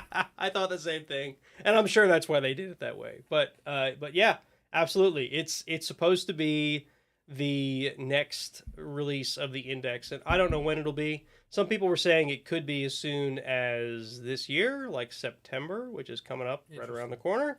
So I mean, imagine how releases of these sort go. Maybe they'll try to do it before Christmas. I don't know if they're that far along. But some of the leaked info that I've seen looks pretty darn promising. That is slick. Yeah, I'm delighted with my Index, as you know. Yeah, And that's the Steam Deck. that's why I've been the thinking Steam about Deck buying has one. been amazing. Just because there's the HTC Vive, which you gave me, is awesome. Don't get me wrong, right? Like, if it wasn't awesome, I probably would have You don't- upgraded already. But You don't have to explain. what It's- it has is I don't know if it was like this when it was yours or if something happened to it since I got it. There's some very slight scratches on the lenses, right? And I could probably these just lenses seem pretty. I they could seem probably pretty just replace the lenses, right? Which is what I may end up doing, especially if I'm going to wait for the Index 2 now. But I could also get the better video quality of the Index, right? Which is why it had me thinking, do I just upgrade to an Index, right? But now I'm not going to. I'm going to wait until the Index 2 works out, see what it's going to cost, and then I'll make a decision. So, And the worst that'll happen is the price of the original Index will go down. right, So because there's a lot of people that say that the Index is still their go-to headset, even though it's like 3 years old at this point. It delivers. Yeah. And the other thing I played with since our last episode is I used Chiaka to stream my PS5. Chiaka is an open source client for a PlayStation Remote Play. Mm-hmm. And so I'm legitimately playing with my PS5 on my Steam Deck. But you can you flip over to desktop mode, you install the beta version of Microsoft Edge. I know, don't hate me. And then Xbox Cloud Gaming works. Oh, that's cool. Right, yeah. So you set up as a non-Steam app, and then so you got Xbox Cloud Gaming from game mode, and it's legit. Like I paid for it for a month, and then I'm like, you know what? The dollar was okay. 14 a month is not okay. Yeah. Especially when I'm not. There's so much other stuff I'm playing, but I did it like as a tech test, and it works great. Yeah. The Xbox Cloud Gaming just works. Is that a game streaming service like Stadia? It is. It is pretty much a Okay. game streaming service like Stadia. Cool. Also, I went back to GTA Online, which used to be a toxic shithole. They've actually made enough changes in the game where you can do activities in a solo or friends-only lobby. Wait, you mean GTA players are aggressive and assholes? No, I wouldn't believe it. It's the sandbox you've been given, but they've made there's been enough content in the game and some changes they've made that even when you're in an open lobby, it's not you're insta-ganked. Like you used to just get insta-ganked, but now there's enough really cool activities going on in the open world that people are doing that. Yeah, if you get too close to another player, there's a good chance he's going to try and kill you. Yeah. But it's much more pleasant an experience. And then for missions and stuff that I don't want people screwing around with me with, I can just flip to a private session. And Rockstar finally said, I know that you've had to do these certain missions in public sessions because that's what we said, but now we're letting you do like 99% of the content in a private session. Good. Because we get you're tired of being killed by 13-year-olds or younger. And that was so GTA is basically an online only game. Is that the crux of the problem here? So GTA 5 it first launched as a single player campaign, and then that's the engine that released several months later is GTA Online. And the game it's almost 10 years old. I think it dropped in 2013. And it's huge. And on the native PlayStation 5 client is beautiful. They released that this year. It's gorgeous. Cool. And it's fun. It's a legit fun time. It's a hyper-violent world. It is not... I'm probably not old enough to play it, but it's a fun experience. Mark and I are playing it. Mark Little has also picked it up. I'm trying to get a third person so that because if you get 3 people in a private lobby, certain events start to spawn. So I'm trying to suck Brandon into it because you won't buy a PS5 yet. No. Yeah, and that's fine. And then I added this. So I had an iPhone 11, which used to be red. I brought it on the canoe trip. It got moist. Folks, stop me when you've heard this story before. It didn't even go underwater. Yeah. The canoe capsized. It was double bagged. The bag it was in got a little bit moist, and it started acting like a jerk. So I ended up having to replace it. So new iPhone 11. Yeah, that I would not. I didn't want to give up my Baby Yoda phone case. Which fits the iPhone 11. So you bought another iPhone 11, okay? I warranty replaced it. I also have an 11, so it's kind of funny that we both have the same one. Let's go to 11. Yes, and yes, when I went to Maine, that's when I lost my iPhone 6 to the river. Now, the iPhone 6 was not waterproof at all. Yeah. And the waterproof box I had it in, I didn't realize It the was rubber not gasket actually wasn't in there. waterproof. So instead of a waterproof box, it was merely a box. It was a waterproof bucket, is what it was.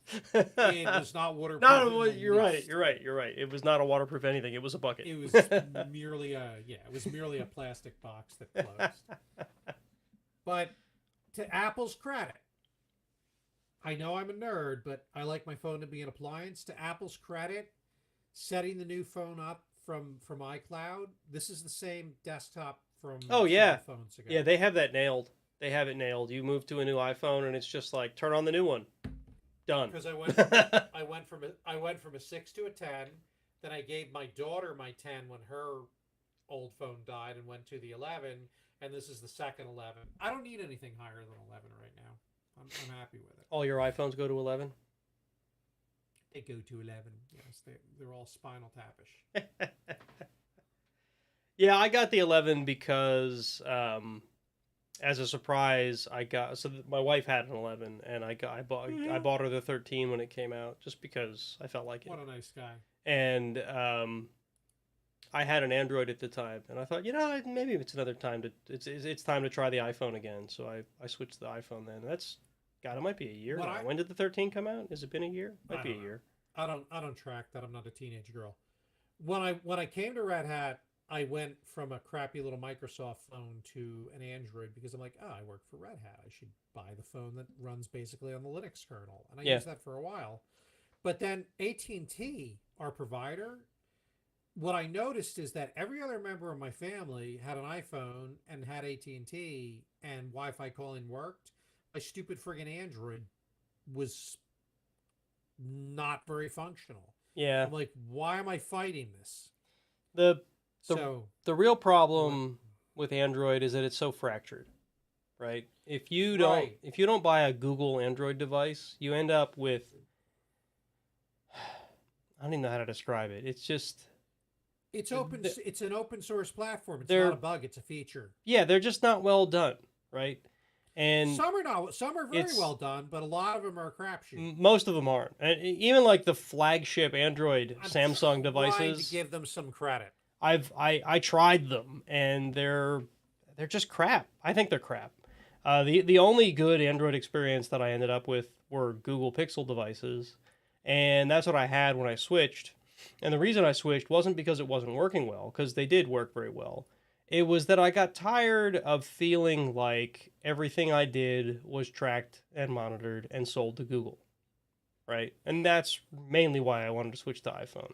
I still prefer the Android experience, but I don't prefer all the spying and all the crap that you get if you're not on a Google device. So, that's kind of the way it is. All right. So anyway. That's my chat. Yeah. 9:15. Maybe it's time for the news. Maybe it's time for the news. Let's do the button.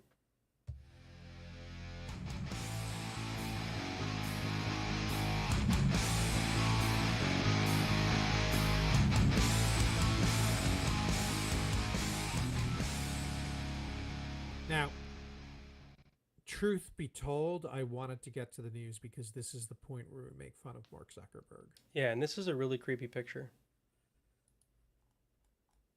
Really creepy. So, if Mark Zuckerberg wasn't creepy enough, this picture makes him creepier. So the Zuck, as many people know, his latest obsession is the metaverse, which we've talked about on the show before, right? A few times. And there's this hilarious article from PC Gamer, and the title just sums it right up. Mark Zuckerberg spent $10 billion on the metaverse, and all he got was the stupid selfie. The subtitle being Facebook's metaverse continues to look like a worse version of Second Life. And then there's this,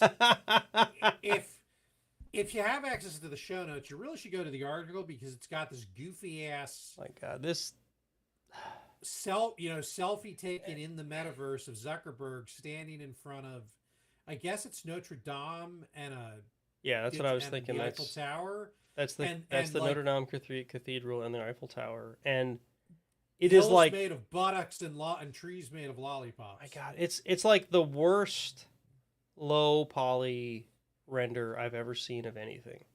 This is like if you were to get a CG rendering of something in 1995, this is what you'd have. It's ugly. It's just ugly. And there's tweets showing Second Life from 2007 and the Metaverse from 2020. Yeah. And Second Life actually looks significantly better. It does. I played a small amount of Second Life, and it was actually a really fun platform. I think it's even still around if you really wanted to, but yeah, Until it's. the furries took it over. It was pretty cool. Yeah. But No. I mean, All the love to my furry friends. Sorry. Mwah. Yeah. yeah, I don't know. I wonder if they have legs yet, because all the initial stuff, they didn't have any legs. I have yet to see a screenshot from the Metaverse where the avatars have legs. Yeah. It stops right Which is before your weird. genitals would be. Yeah. And then below your disembodied torso is this white circle which shows where you're standing on the ground. Right. Right. Because they can't figure out legs. Now, and I don't want to delve into metaverse alternatives, but there's so many things out there that are already doing what Facebook Worlds appears to be trying to recreate. And they're doing- Horizons, I think it's called. And they're doing it better. Horizon Worlds. Horizon Worlds. Now,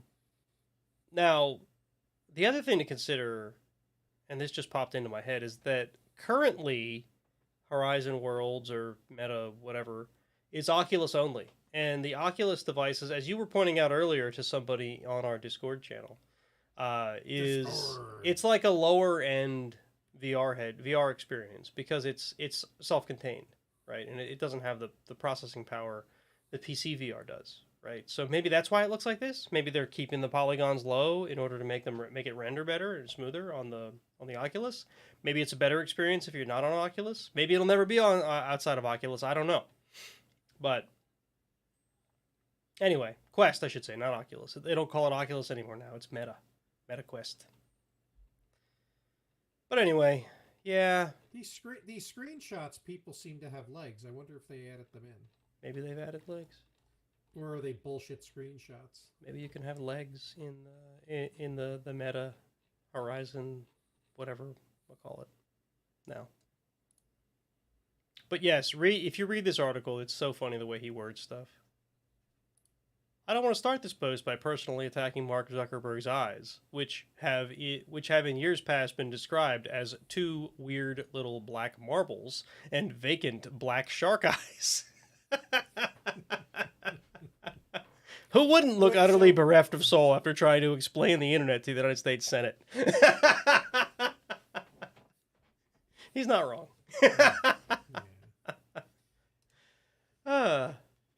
So yeah, that is a very funny selfie.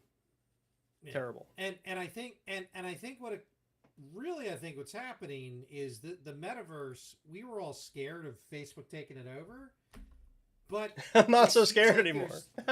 No, it seems that, and there's other articles that are more serious about a lot of discord, not the good type, and confusion at Meta, which is the company formerly known as Facebook. Yeah. And because apparently the metaverse is the only thing Zuck wants to talk about, and a lot of people there are like, "What are we doing?" As a company. The metaverse, man. We're doing the metaverse. Okay, but how? So The metaverse. The VRs So- and the stuff and the coins. and avatars with no legs because yeah. Mark, should they have The legs? screen- No, metaverse. The one picture is obviously not a screen grab, and the screen grab from the you can apparently visit the Nope Ranch in Horizon. The Nope lady Ranch? riding the motorcycle has no legs. Oh, yeah, okay. there's this movie Nope that just came out, so they apparently. Yeah, the whole one of the concepts of Horizons is that you can own virtual real estate. Yeah. Well, which you pay that's real money for. in my mind, that is the thing that differentiates a video game from a metaverse. Ownership, right? The ability to purchase real estate or items for real money to have real ownership, right? So like Artificial scarcity. Roblox will let you pay real money to buy items, but you don't have like any digital rights to those items, right? Whereas NFTs supposedly grant digital rights to items. And I think that's the big difference, or at least the big difference they're trying to sell us between a Yeah. metaverse and just a video game. But Which the argue funny is about that- whether that's legit or not. Like that's a whole other conversation. But that's I think the difference. So Mark Zuckerberg, dead shark eyes, metaverse, not really catching on. Yeah, Good. surprise. Then we have a blast from the past. Yeah, Janet Jackson can crash hard drives. Yeah, back in the Windows XP days, there were certain laptops that if you played Janet Jackson's Rhythm Nation music video,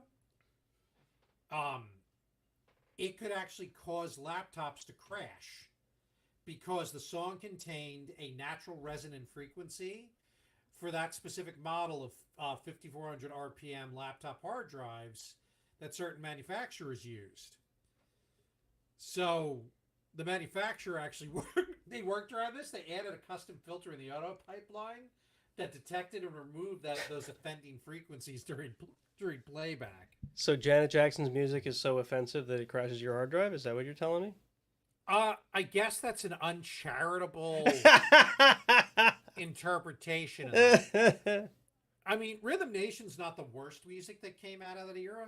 I honestly, We're all part of the Rhythm Nation. Yeah. Okay, I don't know if I can place But the song even after that awesome rendition of it. Including the hiccups. Yeah. I was never a Janet Jackson fan. Surprise. Not really your jam. I But, wasn't you know, either. I was generally- aware enough. Generally popular Janet Jackson songs you couldn't avoid in the 90s, so you would have heard them anyway. I'm not placing this one though. All right, so yeah, play some Janet Jackson, crash a hard drive. I wonder if you could still do it. That'd be great. Like that's the next attack for information security professionals. Yeah, The so- Janet but Jackson filter. Apparently, Janet Jackson is so powerful that from the 90s, or the early 2000s, whatever, her music has reached out and made the crypto market take a crap. Oh, Or that well, could just be because crypto's a scam. I mean, if Janet Jackson wants to take down the crypto market, I'll listen to her music for that. Because, yeah. Shared an article about Crypto.com has laid off 260 employees, and then after, oh God, stop hiccuping. After admitting to that, they've quietly let go, several hundred more. So they announced in June we're laying off 260, about 5% of the workforce, due to the widespread downturn in the crypto market. Oh, who would ever be surprised about that? Because Wow. crypto is essentially Mary Kay for bros. It's a scam. It's in most cases it's a Ponzi scheme. Is that in the article? No, that's my opinion. It should be, right? Speaking But of article, apparently this is from The Verge, by the way. I like Yeah. to at least try to mention that. Yeah. Since then, they've laid off hundreds more. Looks like maybe an additional 1,300 staff.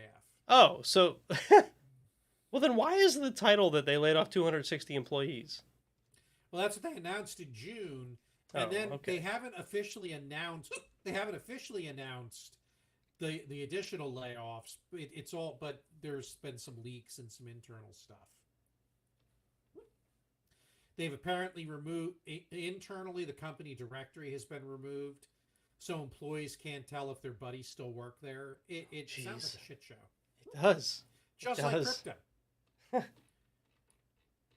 I mean, this was So bound to crash, right? If any of you, speaking of working in IT, companies not to work for.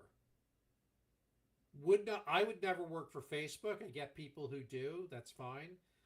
Would never work for. I probably wouldn't work for a company. I don't know why I'm saying probably. I wouldn't work for a company that dealt in porn, right? Yeah. 'Cause I probably wouldn't work for like an online gambling company.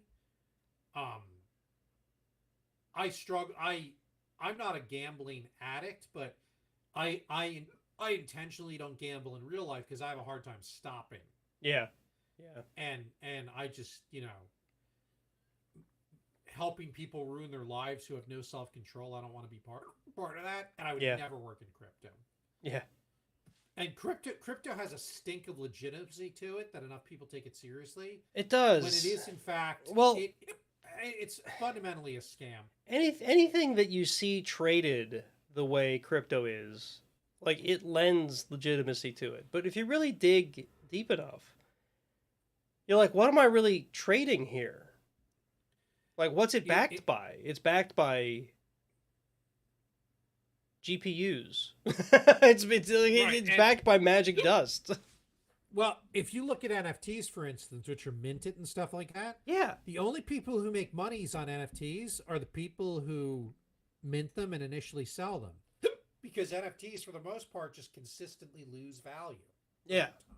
Well, I mean, it's classic Ponzi scheme or multi-level marketing situation. it's like if you're not the first in, the- you lose. the human brain, right?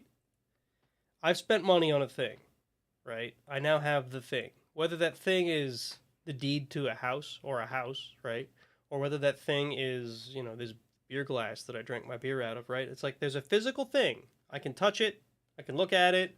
It can age over time, right? Like, say this is a fancy beer glass. In 100 years, this fancy beer glass, just imagine it's fancy, might be worth more than I paid for it because of inflation, for one, and because it's fancy and it's like handcrafted or whatever, right?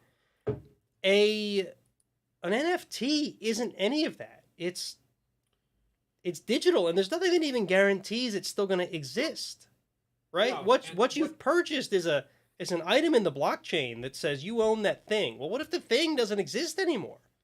Yeah, because it's literally the hyperlink to the server that contains the image. Yeah, the whole thing is mind-boggling. I have a friend who's like jumping in with both feet. Crypto, NFTs, this is the way of the future. I'm like, dude, be careful, because he's not a tech person.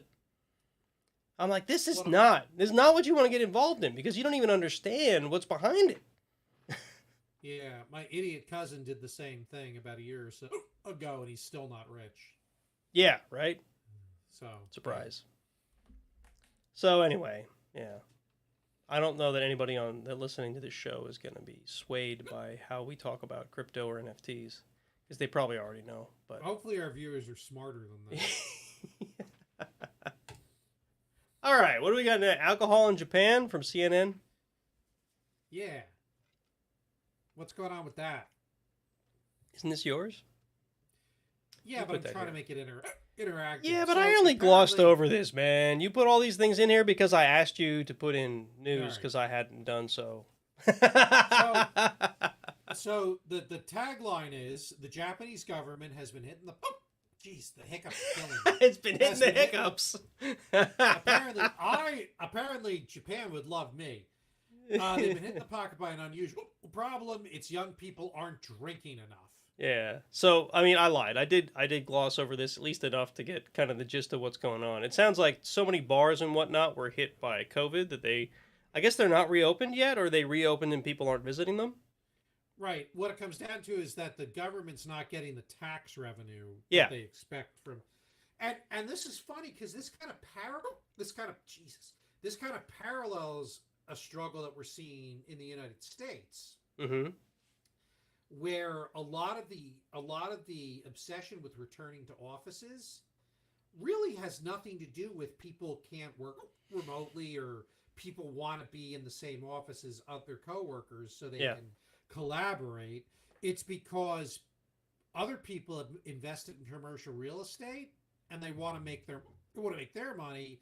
And then there's the businesses that sell you your sad lunch salad and other things, and the tax revenue from employees coming into the city and spending their money, and that's dried up. So this is where the worker is a resource that is to be milked. Yeah. And so you got a similar thing going on in Japan where, hey, they want their tax revenues, so the government is now launching a contest to find new ways to encourage young people to drink more. That's funny. But I have to say, reading this article, I socially drink less than I used to. Right? And I wonder if there's other Americans that do the same thing. Because maybe. And for me it's hard to tell if it's because of COVID or if it's because I'm remote. Right? Because I switched jobs only a few months before COVID hit. So I was a in-person worker, and I had coworkers, and we worked in an area that had lots of restaurants that sold alcohol. and we would frequently go out for lunch and have, you know, some fancy food and a beer, right? As it was acceptable in that particular workplace. Now I drink considerably less than I used to because, you know, I'll buy a 6-pack of beer and it'll last me a month or two. I probably drink more on this show than I do in any other aspect of my life. This is where I do most of my drinking nowadays. I have my whiskey on the show, and maybe I'll occasionally drink something on game night. Yeah. But not as often as I used to. And I will say, before the pandemic, from 2015 till 2020 at Red Hat, a couple of us would joke, this is the drinkiest company we've ever worked for. Yeah. Like, traveling or whatever. I mean, I spent the last summit I went to, probably half of it I had a buzz on. Yeah. Yeah. So I think definitely definitely your drinking patterns will be influenced by, you know, what you're doing at day to day. Yeah. Oh God. Yeah, and like to be honest, as we return, this will be the episode where Uncle Mark just hiccups all through Part B. As we return to travel, I don't know if the consumption is going to go back up again or not, but it may. I don't know. I guess we'll see. I think it'll go back up relative to how much travel we get to do. Yeah. What'll happen in Japan, I don't know. Yeah, apparently the Japanese people need to drink more or the government's going to collapse. All right, so our next article comes from Gizmodo, and this is the one I've been waiting to talk about because Rage Against the Machine did not tell us what machine they were raging against, but I'm pretty sure it was a printer. That's very funny. There's the joke. Ha ha ha ha ha ha ha ha. That is a good one. And I always think of the scene from Office Space where they're beating the ever-loving crap out of the printer. Who doesn't? Humorless putzes. Yeah, who doesn't think of that scene? Unless they've never seen Office Space, which if they haven't, they should. They should go see it. It's a great movie. Although remember, it's supposed to be a warning, not a how-to. Right. All right, so this article, some Epson printers are programmed to stop working after a certain amount of use. Users are receiving error messages that their fully functional printers are suddenly in need of repairs. Now, as with most articles, that title is a little misleading, but it does bring up a very good, interesting point here about the direction that this particular market has gone. The printer market, that is. So if you read further down in the article, and I mean further down, it's probably halfway through the article, they finally talk about what it is that the printer is trying to get you to quote-unquote repair, that it's in need of repairs. Because the article does a good job of trying to make you believe that this is a planned obsolescence thing, that the printer is now in need of replacement. That's not true. Apparently there's these little ink trays, like inks absorption sponge trays that are inside the printer. Mm-hmm. I think they're for when the printer head parks and that thing comes up, right? I think that's what these are. It protects the print head, and any ink that leaks out goes in these little sponges instead of onto your desk or into the printer, right? They apparently get saturated with ink, and when they get saturated with ink, that's after a certain number of prints or after a certain age is when this generally happens. So this is a timed thing that says, hey, it's time to replace these things. But it doesn't say that. It just says it's in need of repair. And of course, what they expect you to do is to go and take it back to Epson and have them replace these things. And then there's a reset tool that resets this counter. However, what the article, it mentions but kind of glosses over, you can replace them yourself. Mm-hmm. The problem is that then, of course, you have to reset the counter. Epson provides a tool, it's Windows only, but it's a tool that will reset the counter, right? So this isn't like your printer's bricked, although that's what the article, I think, wants us to believe. However, it does bring up this interesting point of the ability to repair things on your own, the vagueness of the error, right? Because it doesn't say change the spongy tray things. It doesn't send you to an article about how to replace them. It just says, hey, your printer's busted, right? Which, of course, would lead you to take it to a repair shop or something or buy a new printer, right? Which I think maybe is what the article's trying to get across. But anyway, I thought it was interesting. Just from a perspective of printers, the world of printers is becoming even more aggravating. So, yeah. Any thoughts there, Mark? So I'm looking at Epsom's webpage. The maintenance reset utility can be used once, but their claim is that most people should never even see this alert under normal use. Yeah. I'll tell you, I got out of the inkjet game years ago because you buy the inkjet printer and the price is great. Yeah. And then you get screwed on the cost of the ink. Yep. I'm like, I could buy a laser that's faster and cheaper to run over time. Yep. So I've used laser printers for years now. Yeah, Black and white. we got an inkjet printer for free, like literally free. It was sent to us No, you by the kids' school. But you're It's right. not free. The ink is the expensive piece. I'd probably spend $50 on ink when it's time to get new ink, which is probably the price of the printer if I were to have bought it. Yeah. You say the printer was not free. The printer is now an obligation. Yeah. Yeah. No, I mean, like the physical printer itself is free. The maintenance and upkeep on the printer is absolutely not free. Yeah. And kids have a propensity to print out the stupidest Oh. things even when they're not supposed to, Yes. burning through that ink. Yes. Totally. I totally agree with that. That's for sure. My son Josh was horrible about that when he was younger. It was almost a joke. Yeah. Yeah. Oh, yeah, we got new ink for the inkjet. And then 24 hours later, what the hell? He had Why? printed out a bunch of stuff. Right? Why is it empty? Oh, yeah. Yeah. Happened more than once. Yeah, no, my daughter's the same way. She'll be sitting there in school. It's like, they told me to print this. Yeah, they told you to print a copy, not a novel. So, yeah, that's...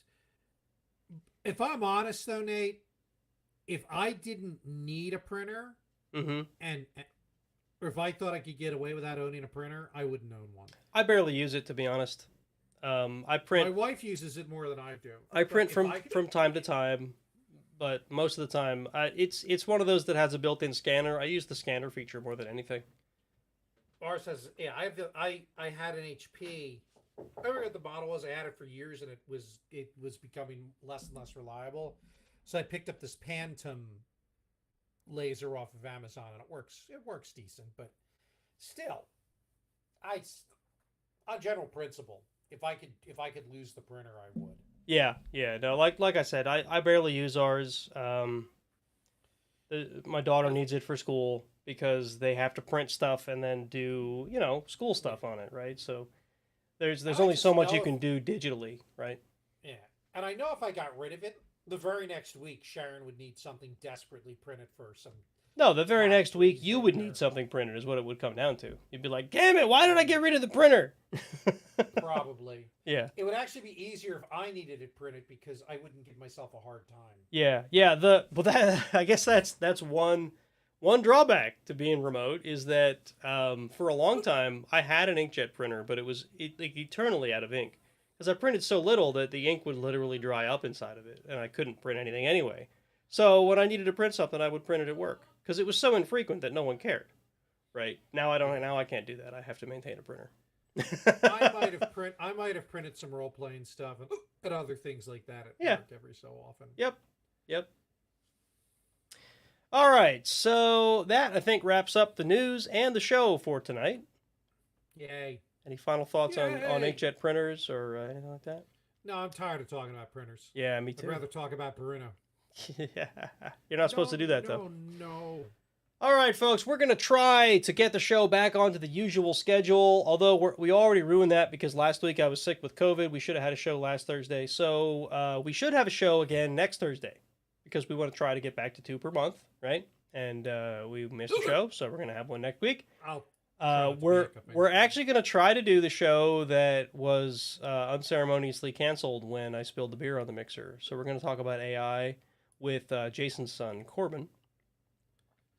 I hope I didn't just Nice. dox Corbin now. Does he go by Corbin or does he go by some weird I moniker? don't think I don't know. If I may he's have ruined docs based on your little mention at the end of this episode, then he's got issues. Yeah, you're right. Anyway, well, no, for a long time, Jason did a very, he was very adamant about not mentioning his kids' names on online or anywhere. So I hope I didn't just ruin that.